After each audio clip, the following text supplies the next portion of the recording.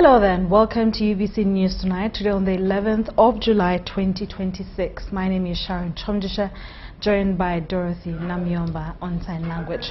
We start off with our top stories where the Minister in charge of local government, Balam Barugahara and Justin Namere, have defended their ongoing anti-corruption crackdown in local governments, insisting that no intimidation will stop them from pursuing officials accused of graft. During their tour of eastern Uganda, the ministers ordered the arrest and interdiction of several government officials over alleged corruption. While critics argue that the actions exceed their legal mandate, the ministers say that they are acting to protect public resources and ensure accountability. Speaking to the media in Mbale City on Saturday before concluding their regional tour, the two justified their actions. Onyango has a detailed report. The ministers of local government have concluded a 4-day anti-corruption inspection tour across eastern Uganda. I want to assure Ugandans, all Ugandans, that we are going to move to all districts. The tour, which began on Wednesday, 8th July 2026, covered the districts of Jinja, Mbale and Bulambuli, where the ministers inspected local government operations and assessed service delivery. Do us one favor, keep collecting the evidence. Please keep collecting evidence. Don't be discouraged, our whistleblowers.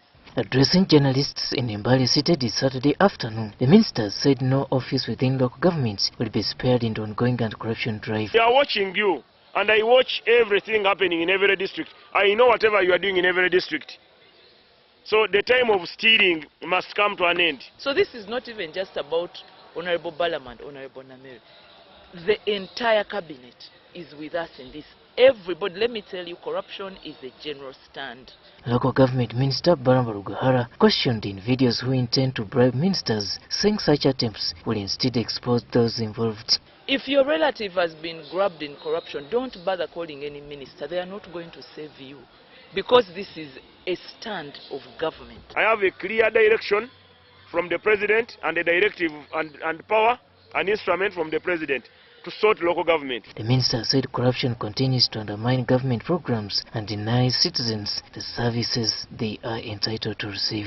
The time of cows milking people, the people are supposed to milk the cow, but again now the cow is the one milking the people. In the Bugis sub-region tours, the local government ministers were accompanied by the State Minister of Gender, Labour and Social Development, Simon Mulongo. As the people of the sub-region of Bumasaba, Bugishu sub-region, we welcome Honorable Balam and his team, and we are working with you. We shall move with you every step that you take to make sure by the time you leave this region and you leave the machinery behind to do the sweeping and checking the remnants of the corruption, we will make sure that by the time you come back, you have a very good report. However, the minister's operations have also sparked public debates, with some questioning whether their actions fall within the legal mandate of the ministry or amount to an interpretation of the law beyond their powers. Okay?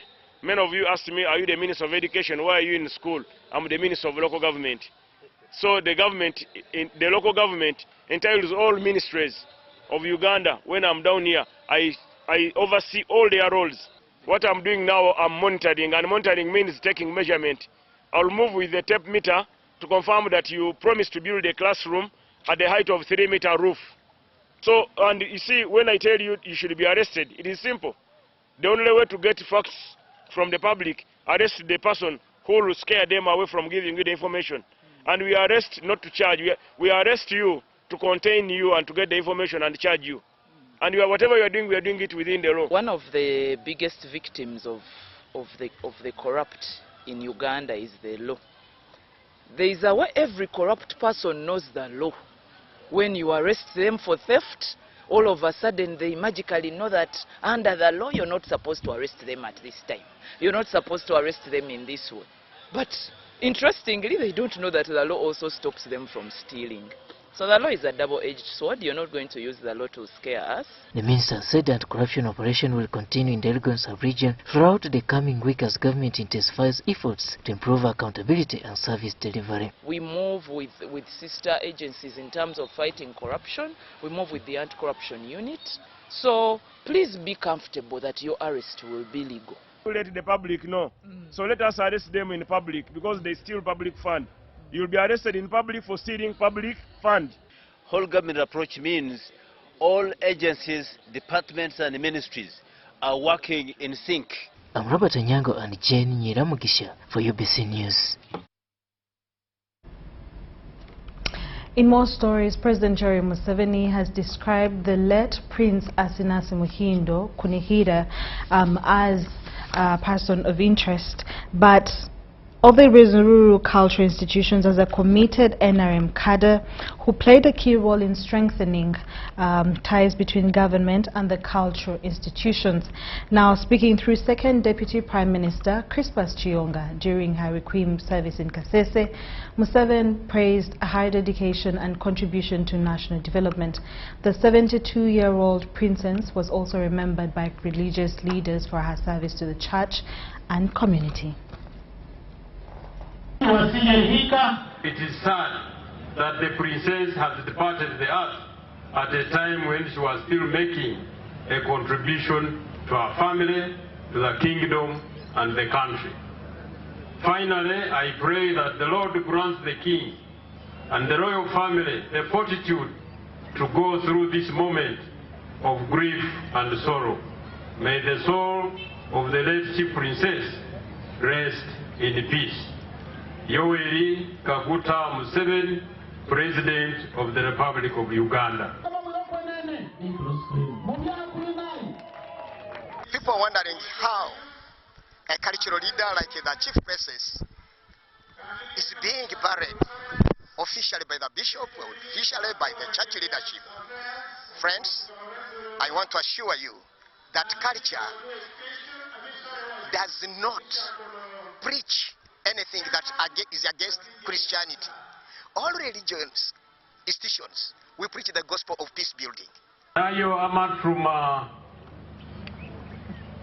eriwo ticha okomansikwano echa milioni 10 cha inona masiwa tia omulelembera naye kuna namo mwende ndo kwihika ndi munywani na isina ngasirendia na yembele ya milioni 2 yeno na inamo watiayo omulelembera.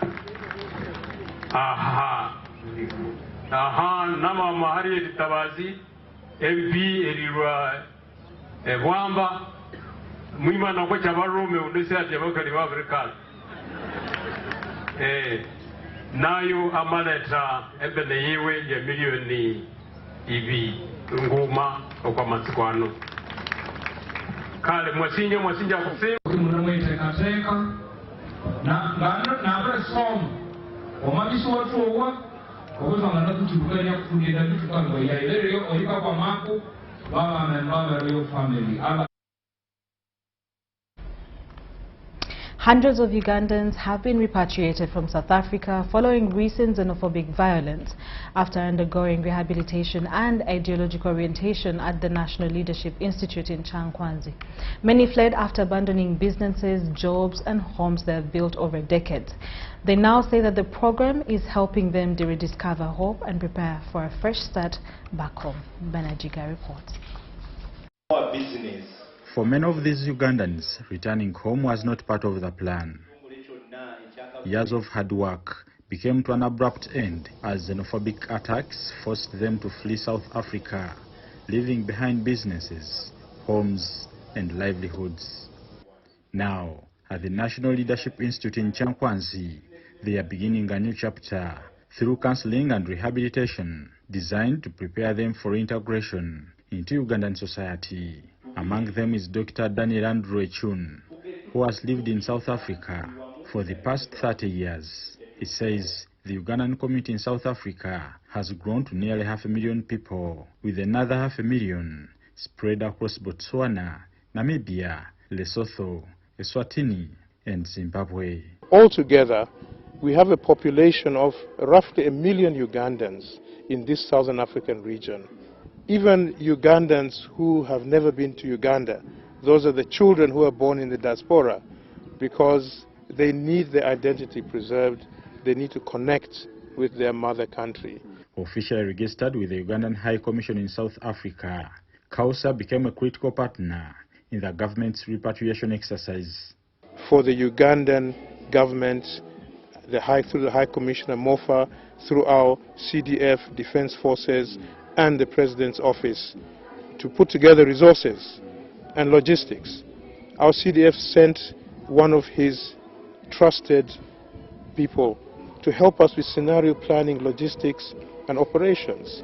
Who does that? The organization identified Ugandans in distress, established holding centers, processed travel documents, and coordinated logistics with the Ministry of Foreign Affairs and security agencies. The Ugandan government's view and perspective is one of collaboration, is one of understanding, is one of grace to its citizens wherever they are in the world, and that we appreciate. For many women, returning meant abandoning successful businesses overnight.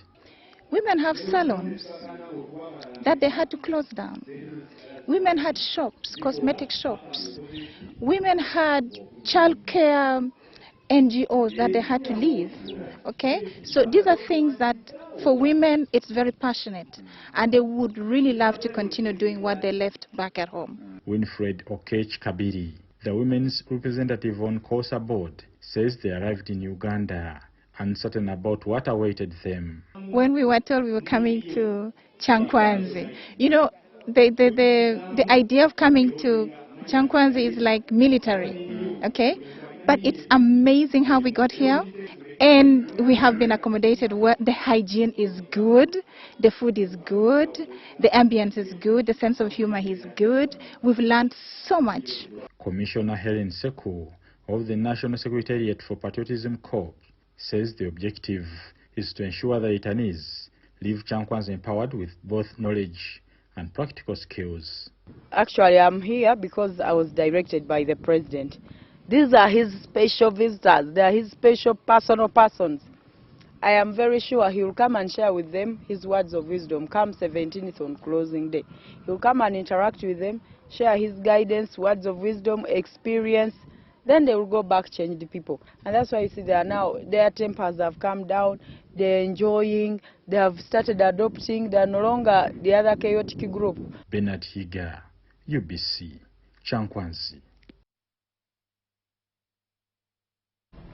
Thank you so much, Bernard Diga. In more stories, local government leaders have been urged to put aside political differences and work together in the fight against corruption to improve service delivery across the country.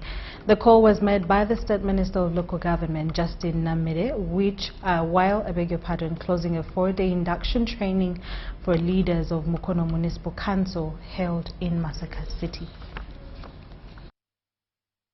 The State Minister for Local Government and Woman Member of Parliament for Masaka City, Justin Namire, has challenged leaders at all levels to work closely with government in combating corruption. Speaking at the closure of a 4-day induction training for Mukono Municipal Council leaders in Mukono District, Namire said corruption is a national challenge that cuts across all political parties and should be fought collectively.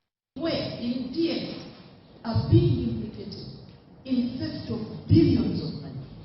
And I told my friends that as you say, Museveni action, know that that action is coming for some of your own. I said I want you to ask for the action, but when it comes, don't politicize it. Don't say, no, these ones are being taken because of politics. The minister further urged local leaders to effectively execute their supervisory role to ensure government services reach every citizen. Councillors, let us do things the sober way. Give direction to the people. Ask why and why not. Don't be intimidated. A councillor has the right, or a speaker or deputy speaker. I'm so glad the deputy speaker is a lady. Let's give her a hand clap. The Assistant Commissioner for Urban Administration at the Ministry of Local Government, Sharon Kyomugisha, emphasized the importance of involving local communities and grassroots leaders in planning and implementing development programs. So, there's a likelihood that you didn't get any comment from the general public. So when it comes to implementing that plan, you meet challenges. Why? Because people have not participated. Mukono Municipality Mayor Robert Peter Kabanda commended the facilitators for equipping their leaders with knowledge and skills, urging participants to apply the lessons learned in serving their communities. I pray as I pledge that let's go back and do the needful in our different and fullest capacities well-minding about the people that we lead. Mukono Municipal Communications Officer Kajoba Jamada said the induction was intended to strengthen leadership capacity and improve governance within the municipality. Through the induction that they have got here, it is going to help them to see that they monitor and supervise government monies, the PDM monies, to see that they serve the intended purpose, not waiting for the minister to come, not wasting the mayor to come.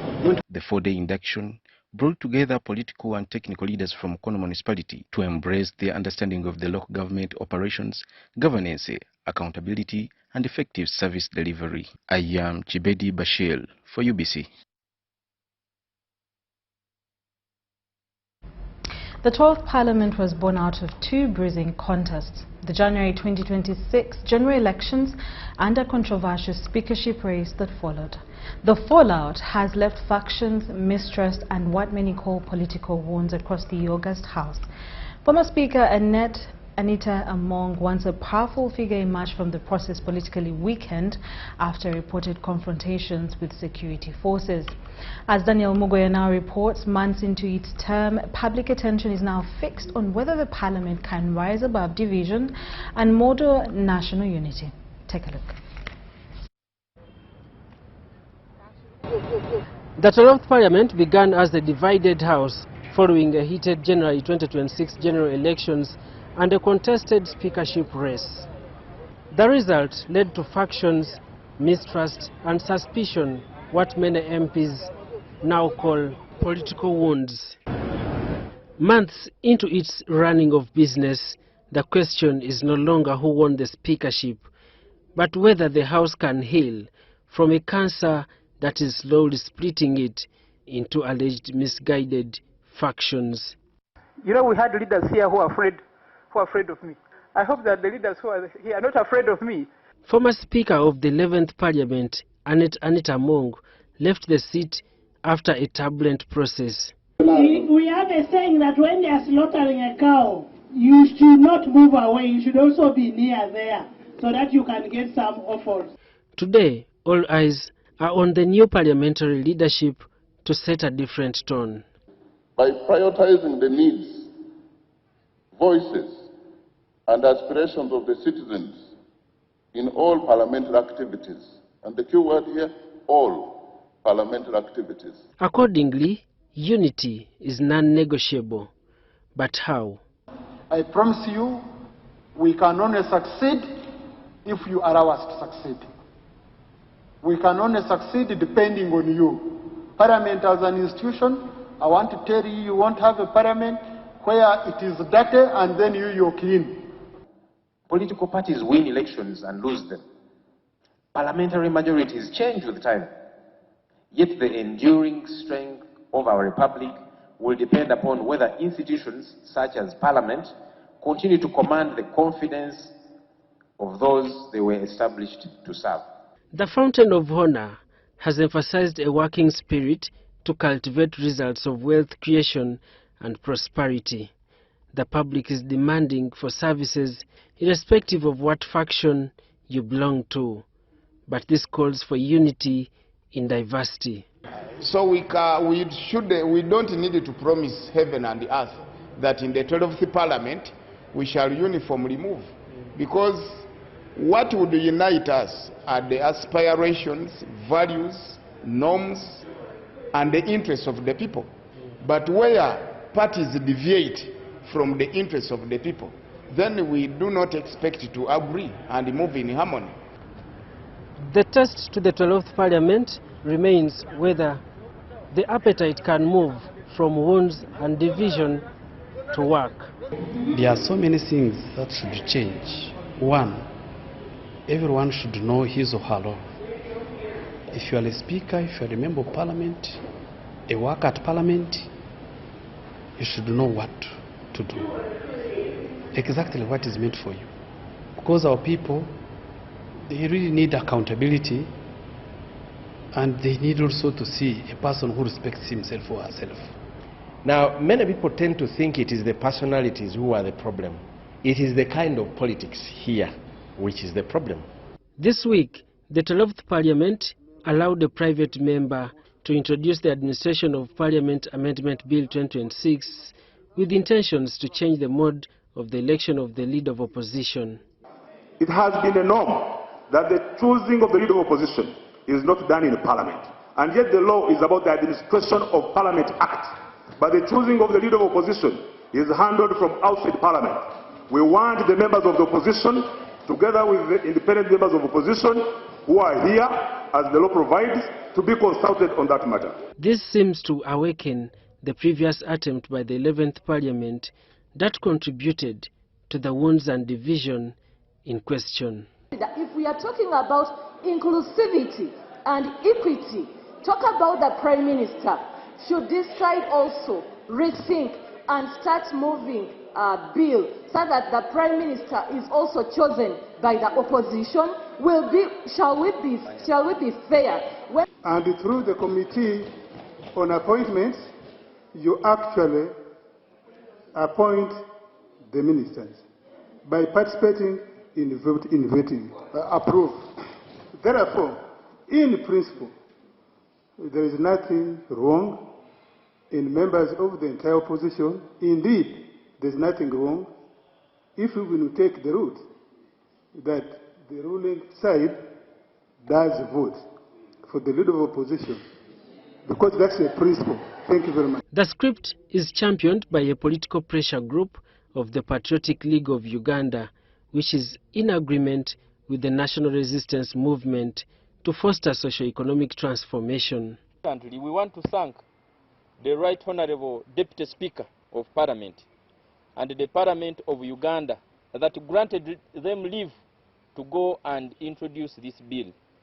As Patriotic League of Uganda MPs, we want to pledge our support to the movers of this motion, that we shall support you, and we are looking forward to having a new Leader of Opposition, and that one we shall achieve it. You don't know us? The members of Parliament fear of a repeat of history, dubbed with poor service delivery and public distrust, if controversial legislations take priority in the 12th Parliament. Are not yet sure whether the 12th Parliament is going to be different. Where, among the things they want to do first, is to chase away a lob who happens to be a little more critical on government. So, once you do that, every time you're fighting dissent, that implies that you're not ready to act according to democratic principles as provided for. You're not ready to do the politics as expected by the public. I don't see any problem if a leader of opposition being selected or chosen by all members of opposition, other than one party deciding for others. Is it democratic? No, there is no democracy there. Once members are saying that we are many opposition parties registered and fully represented in the House, why should one party impose a person on us without being touched? Well, I cannot say, because the legislation does not have time limit, that this is the time for this, the time for that. What is important is what you are bringing on the floor of the House. Does it benefit the public? Does it benefit the country? So I'm yet to look at it to see how beneficial it is. So what is good for us may sound bad to the NRM and the other part of the PLOU. So we cannot hate one another because one has expressed it, the belief and the interests of his bosses. But the cardinal boss would be the voter. What the voter subscribe to and what do they comment over any legislation before it is tabled on the floor of Parliament. As the 12th Parliament paves way to heal the wounds and scars from the recent political division, the Attorney General's office is mandated to guide the movers of the Administration of Parliament Amendment Bill 2026 accordingly, if it is necessary. Daniel Mugoya, UBC News.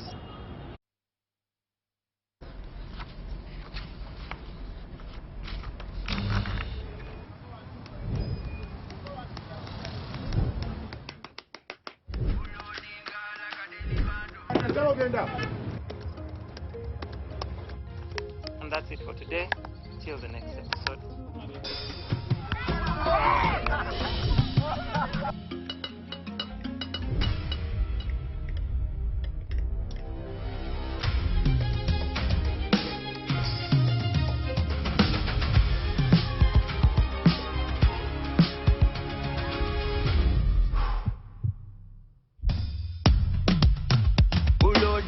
Like a daily bando, like a daily bando, like a daily bando. Omuliro nguwulira muli mumutima kukankana like drums. Kalakata, kalakata, enendungu ya kusabula. Mikono tu, free of fire, free of fire, free of fire.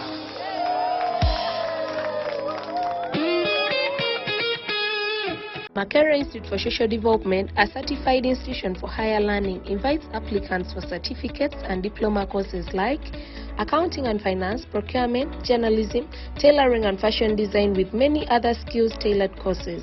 Our institution is compliant. First of all, it is recognized by National Council for Higher Education. We are certified. Registration number is UBB 187. Tested and tried since 1995, Makerere Institute for Social Development is your solution when it comes to quality education. You may apply for January, May, August intakes. Find us along Sir Apollo Kagwa Road, opposite Makerere University Sports Ground. Our tuition is affordable with a state-of-art facilities. Early birds stand a chance to grab themselves bursaries. MISD or Makerere Institute for Social Development, facilitating your career.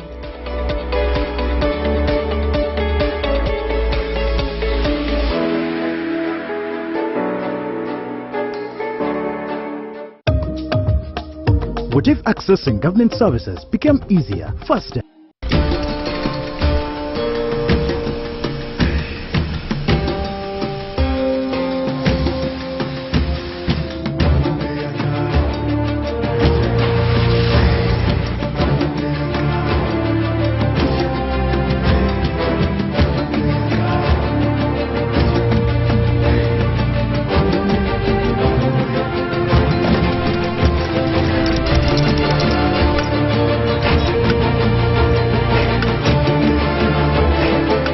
Introducing the all-new Roofing's TMX 500C rebars with cut and bend surfaces. Roofing's, strength of a nation.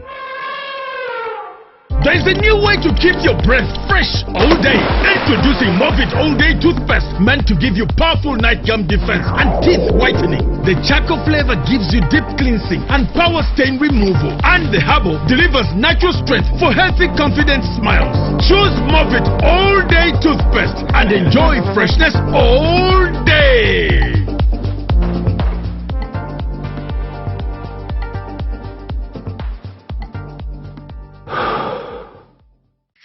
The parent is Tuliahewa Dixon.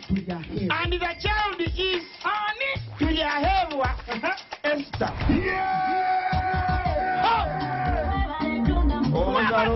Kambera gwete Kyomugisha ngo ishe watuyahewa Esther wahangura school fees ngene na hategesha n'amashemerwa gonka MTN momo eberewo mbere nyegasta igana kaga ni 5 sta munana 0 hash kushashura mwana school fees tokoma nyo musheri zagwije wanje ninga nchaka ni kubasa kuzo wawe mwebare munonga.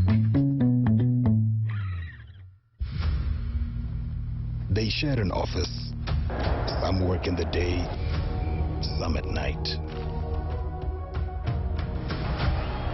What they have in common: focus, dedication. That's what makes them champions. They also share something else: the reward of being one. The official beer of the FIFA World Cup 2026. Not for persons under the age of 18. Drink responsibly. Welcome to Ingiko, the global brand delivering quality, innovation and performance for professionals and homeowners. Discover our latest range of products that we deal in like power tools, hand tools, PPE, generators and general hardware items. Visit us at our different branches on 6th Street, Industrial Area, Kampala Road next to Mapera House, Entebbe Road opposite Housing Finance Bank. Visit our website at www.ingikotoolsuganda.com or call us on 0709-861-948 or 0779-491-855. Ingiko, make the world in your hands.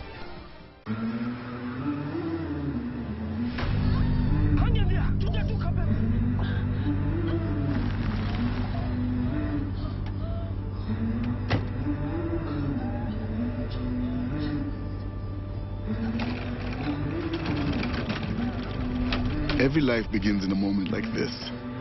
Certain, planned, full of promise.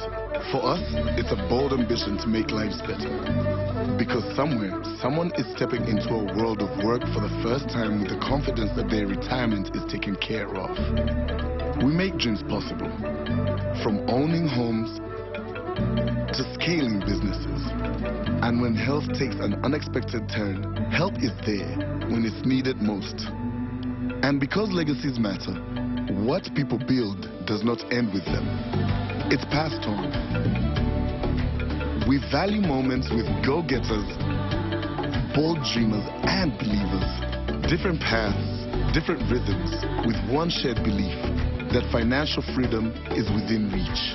For 40 years, we've made lives better and fueled Uganda's economy.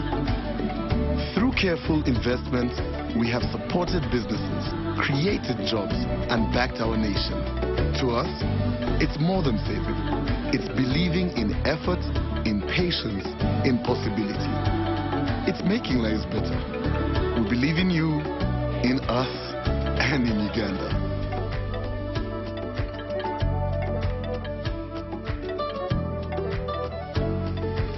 NSSF, 40 years of making lives better. Are you looking for a home away from home? Then this is the place for you. My name is Chini Kaji, and welcome to Hotel Le Confidential. With 84 comfortable rooms where you can relax and feel safe. Each room has a lovely view of green vegetation, Wi-Fi, air conditioning, and a tasty breakfast. Children can have fun at our kids' water park and our kids' play area. You can also enjoy our world-class health club, spa, sauna, gym, boutique, and sky blue swimming pool. Thank you for choosing Hotel Le Confidential, where every stay is unforgettable. Come and stay in comfort, right at home, today, tomorrow, and always.